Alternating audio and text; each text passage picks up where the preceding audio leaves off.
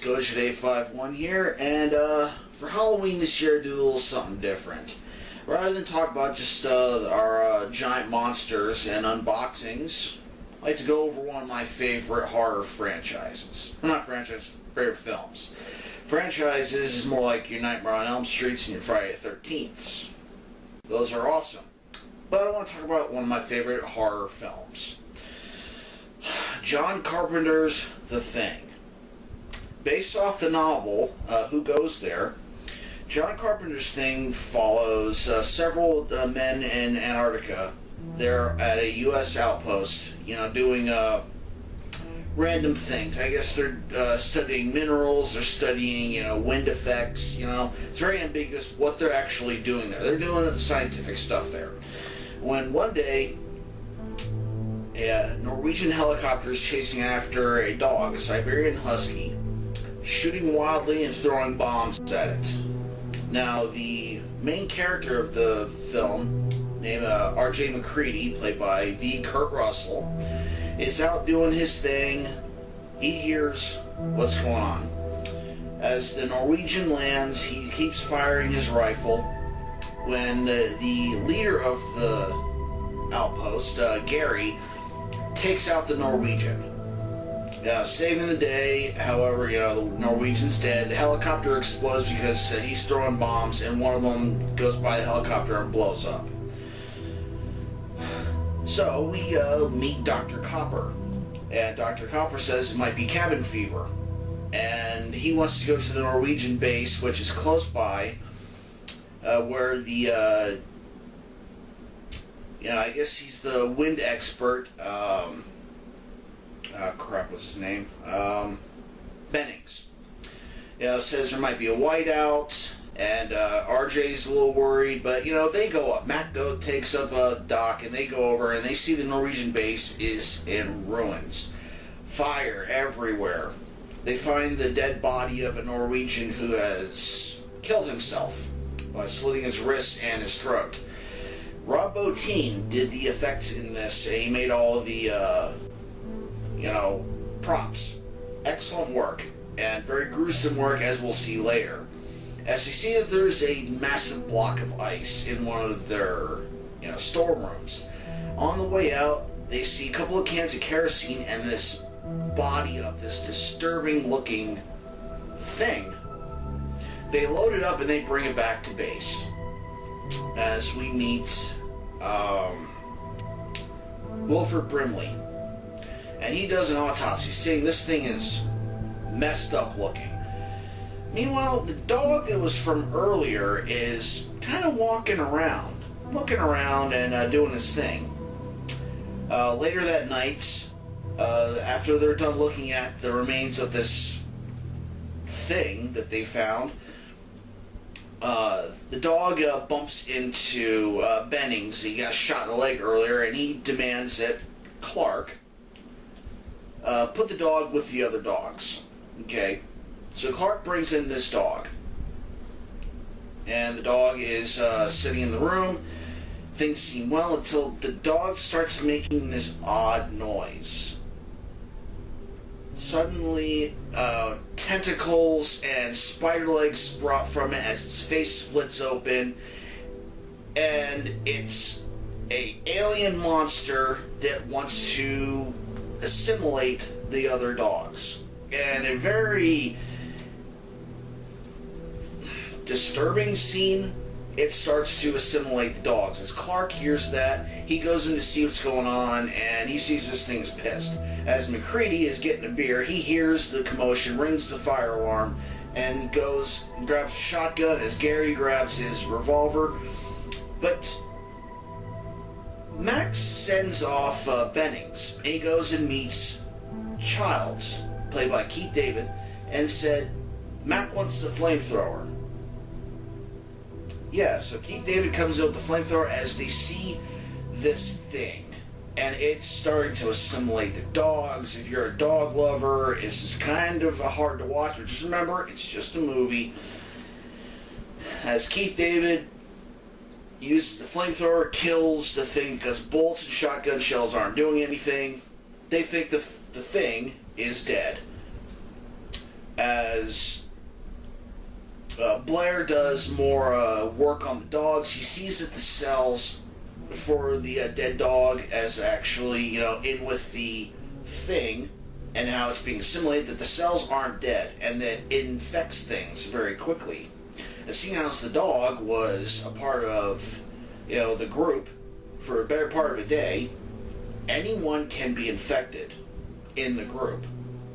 So paranoia starts to rise as Blair goes on a rampage, destroying the equipment and taking Windows, the guy who's the operator for the radio equipment, takes him hostage as he's destroying everything with an axe. He's got a revolver. They subdue Blair and they lock him in the tool shed as Knowles, the cook, earlier in the film, he finds a thing of Long John's shredded up inside a trash can inside the kitchen. So all these different clues are coming together. As paranoia keeps going, Windows tries to defend himself with a shotgun. Gary almost kills him. He feels bad because he almost kills Windows. Now, Windows is freaking out because they were talking about doing a blood serum sample test because Childs made the comment earlier. If I was an imitation, a perfect imitation, how would you know that it was really me? Excellent question. That makes everyone go real silent. The blood is tampered with. Blood is leaking all over the place. They can't do the test. So, obviously someone is a thing and knows what they're doing and actually beating them to the punch. But then you have to sit there and you have to go, this is one of the great things about this film. You have to kind of take yourself and you have to put yourself in their shoes. This isn't a popcorn film. I mean, it can be, I've seen this film about 10 or 12 times, okay? When you watch it for the first time, you have to take yourself, you have to put yourself into McCready's shoes and look at the evidence. You have to put yourself into Child's shoes. You have to put yourself into Norris, another geological guy that they bring along back to the Norwegian area where they find the downed spaceship from the beginning of the film. And you think that, okay, so what is all of this mean? What does this thing actually want? Or how are we going to fight it? This and that and the other.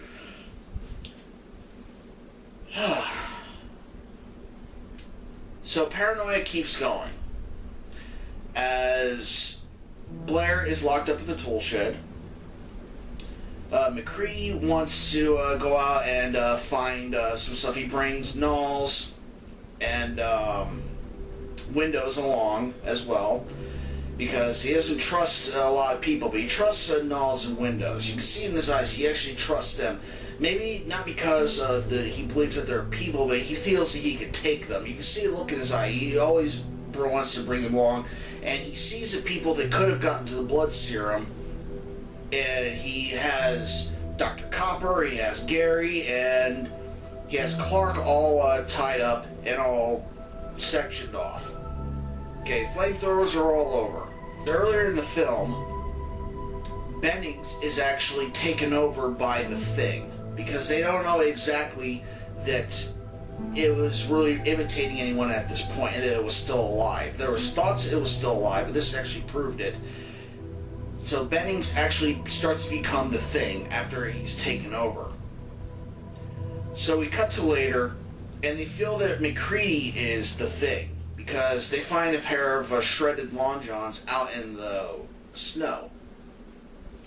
But he makes it back. He's got a stick of dynamite, and he's gonna blow up the place if anyone comes anywhere near him. However, Norris begins to have a heart attack. And they free Dr. Copper to go and try and help Norris. When he goes to use a defibrillator, his stomach actually spreads open as a carnivorous mouth, bites off Copper's hands, and Copper, I suppose, bleeds to death as we see another version of the Thing.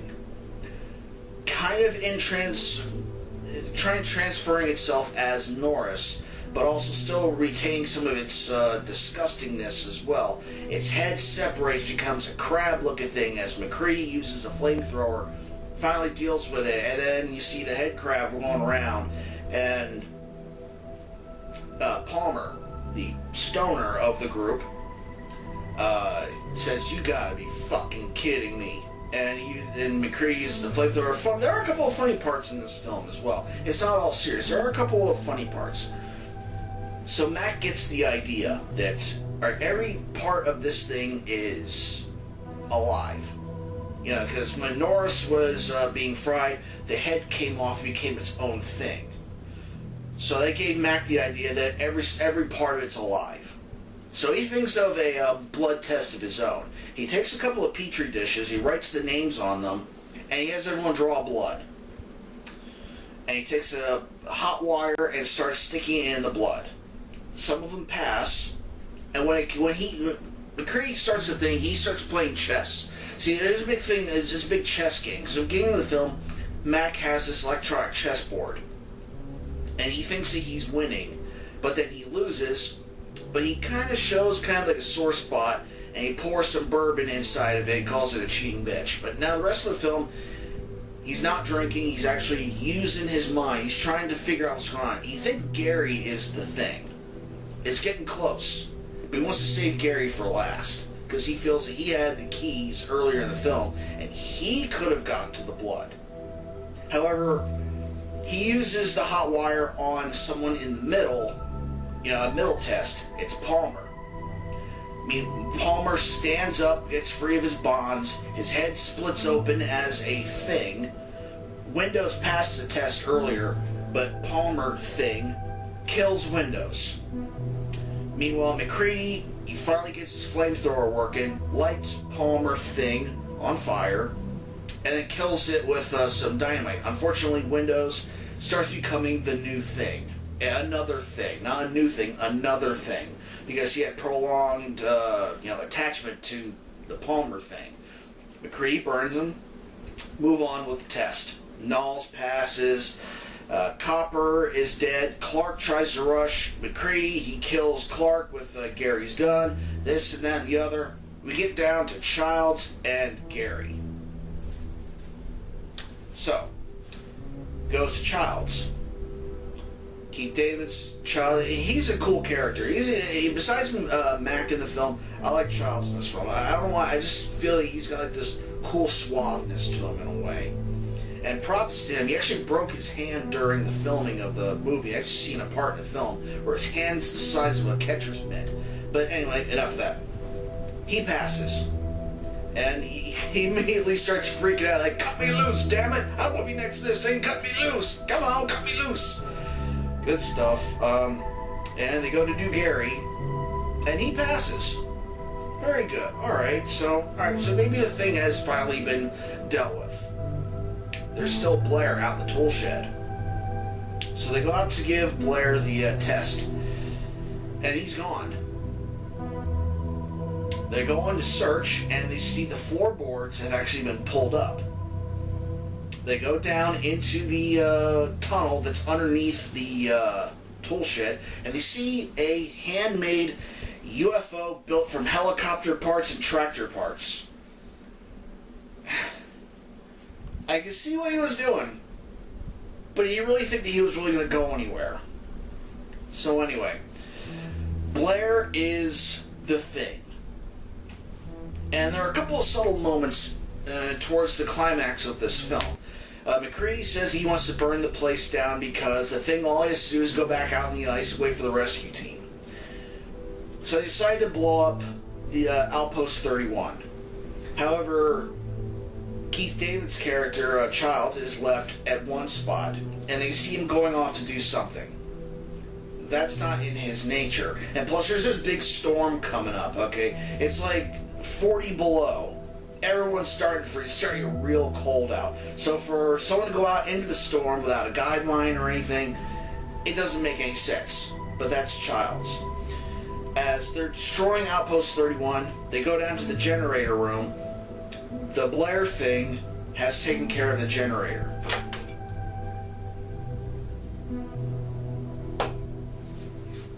they search around, and they start setting up dynamite charges. However, the Blair thing kills Gary and assimilates him in a very disgusting way.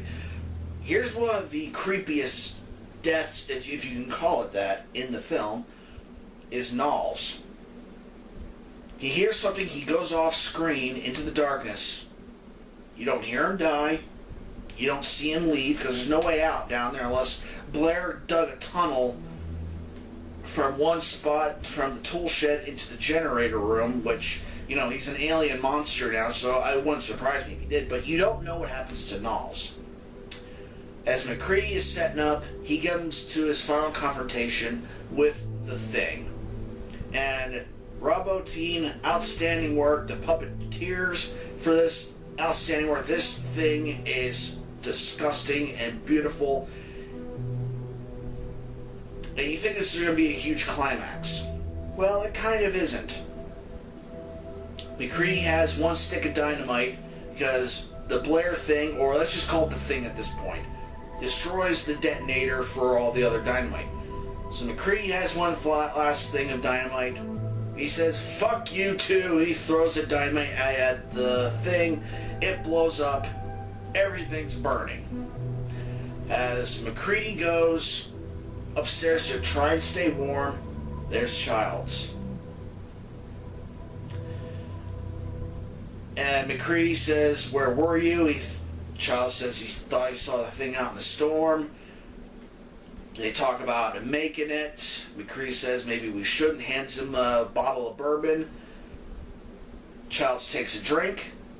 McCready laughs just a little bit as we start to hear that very ominous music by Ennio Morricone. The movie then cuts to black and it's the end, while Outpost 31 is still burning. That was John Carpenter's The Thing. Excellent film. One of my favorite films. Okay? Both horror and just films to watch. I know this is a Godzilla channel, but you know, it's Halloween. I had to talk about something scary. So that's that. Oh yeah, by the way, my grading scale, I give it an S. Perfect film. Which brings us to 2011, I think it was, prequel. And boy, did they screw this up.